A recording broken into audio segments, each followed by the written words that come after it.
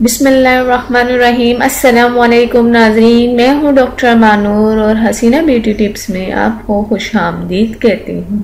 Please ناظرین میرے videos کو بھی شیئر کیا کریں اور میرے چینل کو سبسکرائب کرنا بالکل بھی نہ بھولیں۔ تو چلتے ہیں آج کے ٹاپک کی طرف۔ آج کا جو میرا ٹاپک ہے شعبان سے متعلق ہے کہ شعبان میں، ماہ شعبان میں عبادت کی کیا فضیلت ہے اور اس کی کیا حقیقت ہے۔ تو ناظرین سب سے پہلے میں آپ کو بتانا چاہتی ہوں کہ ام المومنین حضرت عائشہ صدیقہ فرماتی ہیں حضور اقدس صلی اللہ علیہ وسلم کو شعبان سے زیادہ کسی مہینے میں روزہ رکھتے نہ دیکھا۔ حدیث حضرت انس رضی اللہ تعالیٰ عنہ فرماتے ہیں کہ نبی کریم صلی اللہ علیہ وسلم سے سوال کیا گیا سب سے افضل نفلی روزے کون سے ماہ میں ہیں؟ فرمایا شعبان میں۔ حضور نے فرمایا جو شخص شعبان کے 3 روزے رکھتا ہے اور پھر وہ مجھ پر صلاۃ و سلام پڑھتا ہے تو اللہ تعالیٰ اس کے تمام گناہ بخش دیتا ہے اور اس کے رزق میں برکت عطا کرتا ہے۔ اور سید عالم صلی اللہ علیہ وسلم فرماتے ہیں مجھے جبرائیل علیہ السلام نے خبر دی ماہ شعبان میں اللہ تعالیٰ رحمت کے 300 دروازے کھول دیتا ہے۔ جو ماہ شعبان میں 1 روزہ رکھتا ہے وہ جنت میں حضرت یوسف علیہ السلام کا ہمسایہ ہوگا اور اسے حضرت ایوب اور حضرت داؤد علیہ السلام جیسی عبادت کا ثواب عطا ہوگا۔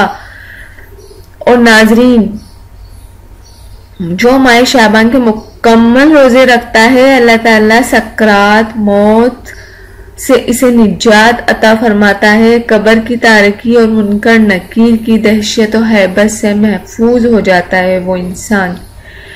یہ بے پناہ فضیلتوں کا مہینہ ہے۔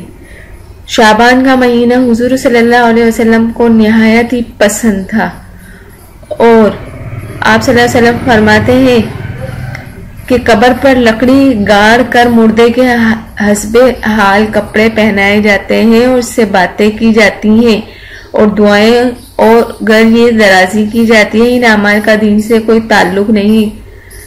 ناظرین نصف شعبان کی رات اور مختلف رسومات بھی ہوتی ہیں، چراغاں اور آتش بازی بھی ہوتی ہے۔ گھروں میں، چھتوں میں، مسجدوں میں، درختوں پر اور قبرستان وغیرہ پر چراغاں کرنا، کندیلیں روشن کرنا، پٹاخے چھوڑنا، آتش بازی کرنا اور پوری رات اس کھیل تماشے کے ساتھ جاگ کر گزارنا نصف شعبان کی رات میں ایک معمول بن چکا ہے۔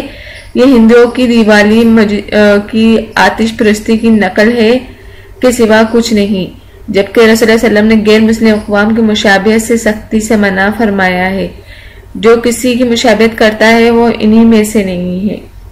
تو ناظرین یہ ہمیں اس رات کو بہت زیادہ عبادت کرنی چاہیے، ان رسومات سے بچنا چاہیے۔ اس رات کی بہت زیادہ فضیلت ہے۔ شعبان کی 15 رات کو شب برات کہا جاتا ہے۔ برات کا مطلب نجات کی رات ہے۔ اس رات کی خصوصیت یہ ہے کہ اس رات میں اللہ تعالیٰ اپنے نیک بندوں کو خصوصی رحمت سے نوازتا ہے۔ اس رات ہر امر کا فیصلہ ہوتا ہے اور اللہ تعالیٰ مخلوق میں تقسیم رزق فرماتا ہے۔ پورے سال میں ان سے سرزد ہونے والی اعمال اور پیش آنے والے واقعات سے فرشتوں کو باخبر فرماتا ہے اور فرماتا ہے اس رات امت مسلمہ کے جو خیر القرآن ہے یعنی صحابہ کرام کا دور، تابعین کا دور، اس میں بھی رات کی فضیلت سے فائدہ اٹھانے کا اہتمام کیا جاتا رہا۔ لوگ اس رات کے نادر عبادت کا خصوصی اہتمام کر رہے ہیں، لہذا اس کو بدعت کہنا یا بے بنیاد اور بے اصل کہنا درست نہیں۔ صحیح بات ہے کہ یہ فضیلت والی رات ہے۔ اس رات میں جاگنا، اس میں عبادت کرنا باعث اجر و ثواب اور اس کی خصوصیت اور اہمیت ہے۔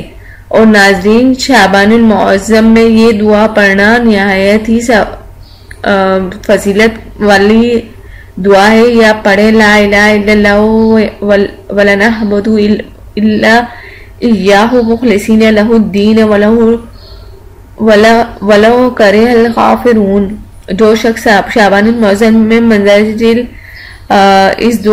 یہ دعا پڑھتا ہے اللہ عز و جل اس کے لیے 1000 سال کی عبادت کا ثواب لکھتا ہے اور اس کے 1000 سال کے گناہ مٹا دیتا ہے، اور وہ اپنی قبر سے اس حال میں اٹھے گا کہ اس کا چہرہ 14ویں کے چاند کی طرح چمکتا دمکتا نظر آئے گا، اور اللہ عز و جل کے نزدیک وہ صدیق لکھا جائے گا۔ تو ناظرین، آپ شعبان کی یہ دعا پڑھیں۔ شعبان کا مہینہ شروع ہو چکا ہے اور آج تو 1 تاریخ ہے، تو آپ یہ شعبان کے مہینے کی یہ دعا پڑھیں۔ انشاءاللہ تعالی اللہ